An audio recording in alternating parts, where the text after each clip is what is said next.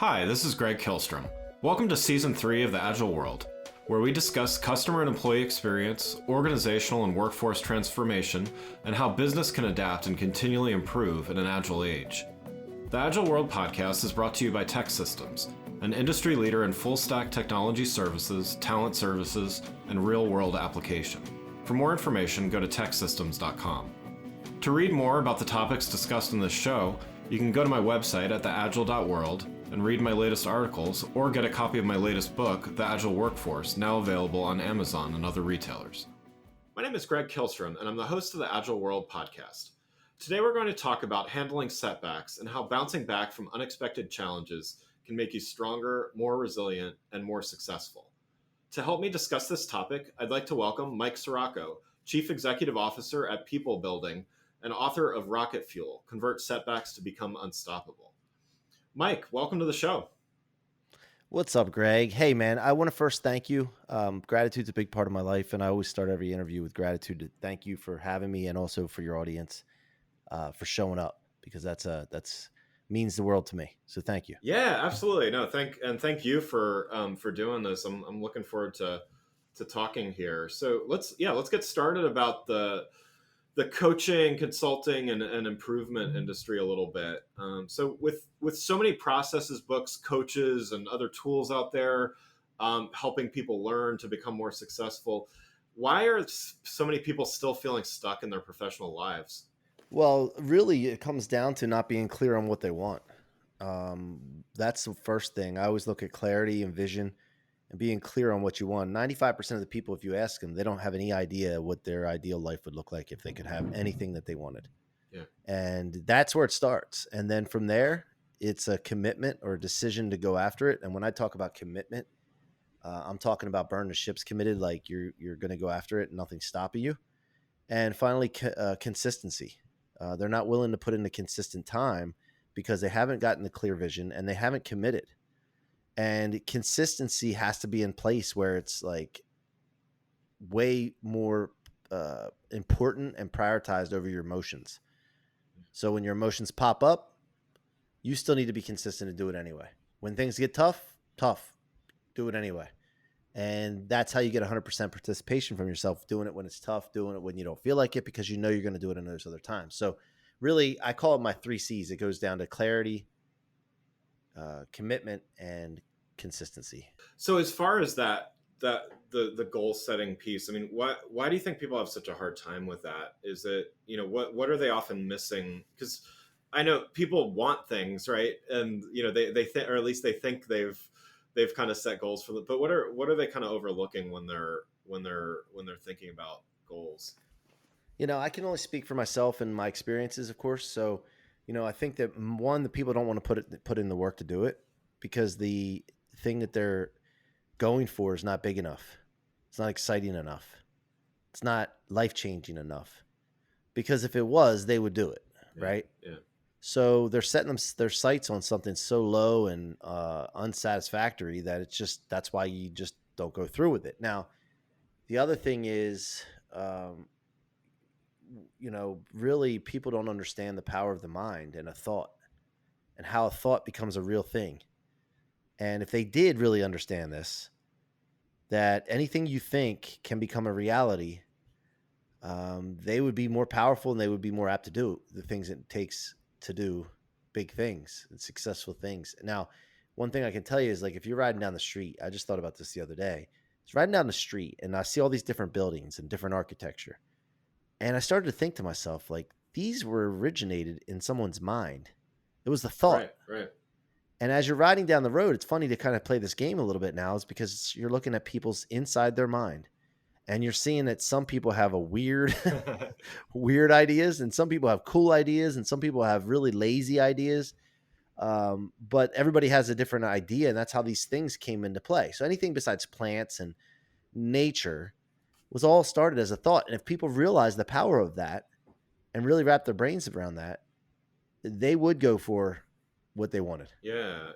Well, and you've kind of touched on this with the 3 C's there, but how can somebody have greater chance of success when they're approaching methods of improvement like coaching, taking courses, things like that? Well, the thing for me, how I did it was I looked at, I got really clear on what I wanted and I started looking for people that exemplified that. And then I started to find out if those people had some content that I can get my hands on, not even paying for it at first, maybe just a book or a YouTube video or, something that was free, and just started immersing myself in the content and then going deeper and deeper with the ones that matched up to my ideal life. And so, that's how I did it. And it works. Obviously, I've had a quantum leap since I started my mission on what I'm doing now. And it all came from being open to that and understanding how powerful your thoughts are, how powerful your thoughts are if you act upon them and then get around the right people. And why don't you talk a little bit about your story and how how you've been able to turn that into success? Yeah, I came from a broken home. I don't remember my parents together. Grew up with around a lot of broken people, alcohol, drug addicts, depression, anxiety, people on medication for those things, fighting, conflict. It's just, suicide. That's what I grew up around. And, my mom was a very loving mom. And when I lived with her till I was about 8 years old, everything was fine, except that she was moving on to her third marriage. And I didn't want to move into with my mom to a third marriage and learn another man's rules into another man's house. So I tried my dad's house when I was 8. And my dad was on to his second marriage. And I just thought, you know what, let me try this out. And when I got there, everything was fine for the beginning. But over the next 2 to 3 years, I suffered from a lot of abuse. A lot of conflict was going on with my parents, my step parents, not getting along. They weren't acting like adults. Yeah. And when that happens, a lot of the kids are affected by that. And I saw and heard some things that, quite frankly, scared me as a kid. And, I used to sleep with my baseball bat when I was 9 years old because of the things I saw and heard and the threats that would come my way. And a lot of the stuff that, my stepmom had issues with my mom would be taken out on me. So I went through that and I thought it was normal for a period of time, Greg. I didn't really know anything different until I started going over to friends' houses and seeing their families and how they responded and reacted to each other and communicated and was loving and happy. And then I realized something wasn't right. So I told my mom about the situation of what was going on, and she was shocked. And she's like, you know what? You don't ever deserve to live in that situation. You should never do that. I'm going to file court papers to get you out of there. However, you need to stick to your guns, because if I do this, you can't leave me hanging out to dry, because they're going to try to talk you out of it. They'll try to manipulate you. They'll try to, and this will happen in life. She told me, Mikey, this will happen in life. When you believe in something, people will try to talk you out of it to bring you back into their comfort zone, so to speak. Or if you're advancing, they'll try to pull you back, to match their agendas. So she set me up for that, to be prepared. And when my dad finally got the court paper served to him a few weeks later or months later, I don't remember how long it was, but I came home after waiting for this to happen for days. And I realized that there was tension in his house at that point. I was like, wow, something's up. My dad had these papers in his hand, and I didn't know what to say, I'm waiting for the bomb to drop. And he told me to go to my room, and I sat in my room waiting for my hero, my dad. Now, my dad had a masonry company. He was very successful, brick, block, concrete, big forearms, rough hands. If you shook his hand, you could tell he was a hard worker. And, the Italian guys, they don't carry wallets, most of them. They carry wads of $100 bills and with a rubber band around. And that was my dad. Yeah. He used to flash $100 bills to us all the time. And we used to look at it and think it was the coolest thing. And so he came and confronted me about the paperwork that said I wanted to leave his house. My mom wanted custody, and I confirmed it. And he says, I don't understand. Like, you have everything you need here. You go to your mom's, they're broke. They don't have any money. She's married on her third marriage. She's got men coming in and out of the house. Like, why do you want to be around that? And I didn't get in discussion with him. I just remembered my mom saying, stick to your guns. So I did. And in that time, he said, well, I'll tell you what. And he takes that wad of $100 bills out, peeled one off, crumpled it up, and threw it at me and said, here, you're going to need this then when you're living on the streets with your mother one day. And I'm 10 years old, give or take, listening to my hero basically throwing the towel on me. And so the first thing I thought to myself was, wow, man, what did I do? What did I start? But very quickly after that, I started to realize that he was not going to create my future or cause my future. I was going to create it. I was going to cause it, and I would show him. So my whole life, from that spark, for 30 some years, I've been driving subconsciously up this moment of like, I cannot let him win. Anything gets tough, I'm going to keep pushing through. If it gets great and I'm doing good, I want to go take it to the next level because I cannot falter. And that helped me, And about 3 years ago, I started doing a little bit of self-awareness and self-analysis because I was going through a little tough time in my business. Some things were happening, and I was trying to figure out, okay, I'm going through another adversity here. Why in the past have I gone through adversities and been able to elevate no matter what? Like, what is that? There's something there. There's some kind of formula I need to figure out. I need to bottle it. I need to share it. I mean, it's going to be valuable when I find it. And what I found is that everything that came my way, Greg, that was to slow me down or to stop me, at least I thought at the moment, I was taking that stuff and storing it in my fuel tank instead of my trunk where it would weigh me down, where most people keep it. I was putting it in that tank, converting it into rocket fuel, and becoming unstoppable at anything I wanted to do. In life, I'm not saying this to brag, but if I put my mind on something, I get it. And it's because of that tenacity, that I have a word I use, inexorable. Inexorable means unyielding, unable to be stopped. I had that nature about me. And so that came from that moment. And, just never let anything like come my way that would stop me. I just convert it. Yeah. And so that goes for people talking trash. That goes for people being discouraging or joking with you when you have a dream and you're onto something and they're asking you why you're working so hard or why are you never around anymore. And all that stuff ties into it. But that gives you a little bit of background on where I got this rocket fuel law. And I wrote the book about it, Rocket Fuel. And Grant Cardone, if you know Grant, he wrote the foreword for the book to talk about what rocket fuel has done for him and his business and his life. And so that gives you a little backstory about me. Yeah, no, that's great. And I know you talk about the approach to setbacks, and I think it was great to hear your story and how you approached your own setbacks. How do you because everybody has their own experience and different things maybe holding them back and stuff. How do you how would you coach people to look at setbacks and move forward in their own lives, regardless of the circumstances? Well, first of all, it's a proactive approach.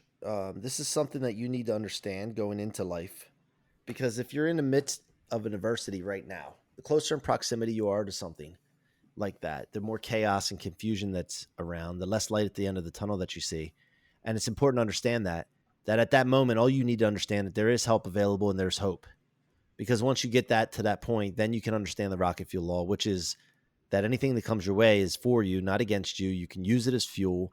And if you just have that mindset that there's nothing that's going to stop you, you will pursue until you win and you will not fail.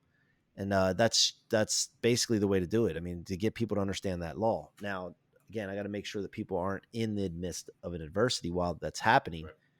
Right. Because, look, when you're in that moment, man, it's like everything's coming to an end. Right. And a lot of times what I'll do for those people is say, look, what's the worst thing that can happen? I came into this world butt naked, didn't know how to talk, didn't have any relationships, didn't have any experiences or knowledge, and I made it. So now if I had to go back to being butt naked, I can do all those things now. So what's the worst thing that can happen? Now, the other thing I found out too, Greg, is that people are so concerned with what people think. Now think about this for a second. If you had to file bankruptcy because you tried your hardest, you did everything you could, but the chips just didn't fall in your favor. Yeah. And you had to declare bankruptcy. If nobody found out about it, would you really care? Would it be really that big a deal? Right. Yeah, not really. Because bankruptcy wipes out all your debts. It's like somebody comes in and pays everything off. Now your credit suffers, but besides that, now I'm not telling and encourage anybody to do this, but I'm just saying, like, if we're not worried about what people think, then you can go like that. That's one mistake I made is I didn't go harder. I didn't risk more when I was younger because I was worried about those things. Yeah. And now I've come into the place where I don't really care what people think. I only care about how they experience me. And that's what matters to me now. And because people are going to think things no matter what you do, no matter how much you worry or, agonize over it. You know what I mean? Well, yeah. So, and I think, a lot of what people are thinking has more to do with them than it does with you. Right. So, getting caught up in in what everyone else is thinking about you, it's a losing proposition on so many levels, because first of all, that's their stuff, not yours. Most of the, I mean, some, I'm sure there's plenty of people that are well intentioned and have good advice, but outside of that, yeah, it's a lot of people thinking about things in terms of their own experience, right? Right. And we say that, and people hear us say that, but yet we still worry about what people think Right, and think about what people think. right. Because remember, if you didn't worry about that, and it wouldn't be a big deal to declare bankruptcy if nobody knew about it. Wouldn't you go hard and just go all out for whatever you wanted? Yeah, yeah, yeah. So it's just like being a casino and you take your money in there, and if you lose everything, they will give you it back when you're done. Right. So when you're doing that, if you ever play these games online or on your phone, sometimes the blackjack or whatever, and it's all play money. Well, really, money is play. It really is. Money is an energy. It's all a game. It's not as serious as we take it. Let's kind of flip this the other way as well. So, let's say you are a hiring manager at some company, and you come across somebody who doesn't necessarily have the experience, but they have the desire. They have the goals, they have the desire, they have just the tenacity to pursue what they want. How does a leader, or someone hiring, or someone partnering, or whatever the case may be, how do they know how to identify someone that, like, what you're identifying, versus someone that's just their goals are unclear, and they may just kind of waffle and not really accomplish what they want? Well, in an interview process, asking those questions is so important. Where do you see yourself in 5 years? You heard that before, Sure. but I like to talk to people about, in a perfect world, if you found a genie and the genie came out of this lamp and it gave you 5 wishes, 6 wishes, whatever. Like, in a perfect world, ideal world, like, what would you want to be doing? What would you want? Yeah, yeah, And the answer to that question will tell you a lot. And some people say, I never thought of that. Other people will have the answer right away, and then other people will BS it. And you can pick it up on it. But then from there, like, I want to make sure that when I hear this and when I'm interviewing people, that they align with my core values. You see, we have core values in our company. Um, it's an acronym, VITAL, VITAL, VITAL. And we live and operate under those core values. We talk to our people in conversations based on the core values. If we're having issues in our company, we refer back to the core values. We hire and we fire based on the core values. So we look at that and talk to the people about their goals and seeing where the vision and the goals of the company are and the core values, and make sure they align. yeah. And then, experience doesn't matter as much in that situation. One last question. You've written a book. As a fellow author, I always like to ask about the writing process and things like that. So how do you approach writing your book, Rocket Fuel, and what did you learn during the book writing process? Well, how I approached it was, first of all, I did the podcast and I told my story over and over and over again on mine and other people's podcasts. And I just got used to talking and sharing stories. And then we transcribed that. And then that way we had a brain dump, to so to speak, a kind of outline to start working Yeah. off of. And then from there, we just, like, I journal a lot when I fly. I fly quite a bit. So when I'm flying, I journal a lot and to get thoughts out of my head. And I took a lot of that journal and used that as well as my outline for writing as well. And then basically, once you have the skin and the bones of the book, you fill in the meat. Yeah. And I filled in the meat based on what I've experienced in the past, but what I was going through during the time I was writing the book as well. Oh, nice. And there was days where I set aside time because I wanted to get the thing done, and I couldn't think of anything to write, and I just blanked, and I was just like frustrated. Right. Then there was other days where I could just flow, and so yeah, it was a emotional that way, kind of, but also sharing your story and knowing that people are going to hear your story and giving the details. And a lot of people are embarrassed to share their story. They think that no one cares. They think that it's not that big a deal. But what they do is they also underestimate the power of their story to inspire millions of people when they do this. So Right. these are the thoughts that were going through my head as I was writing.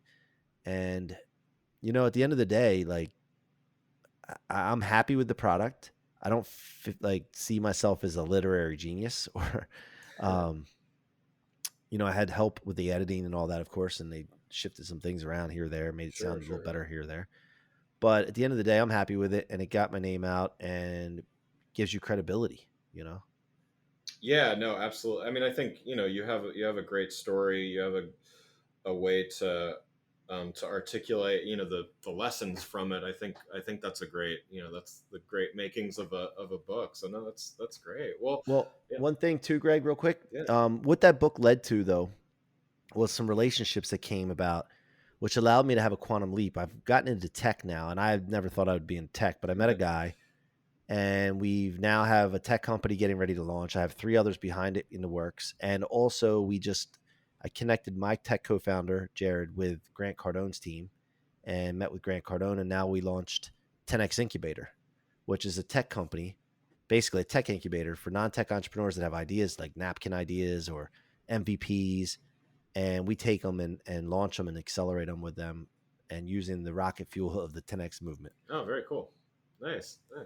Yeah, that's great. I mean, yeah, I've found books are definitely a different way of interacting and kind of getting notice and things like that. So no, that's great results so far. So that's wonderful.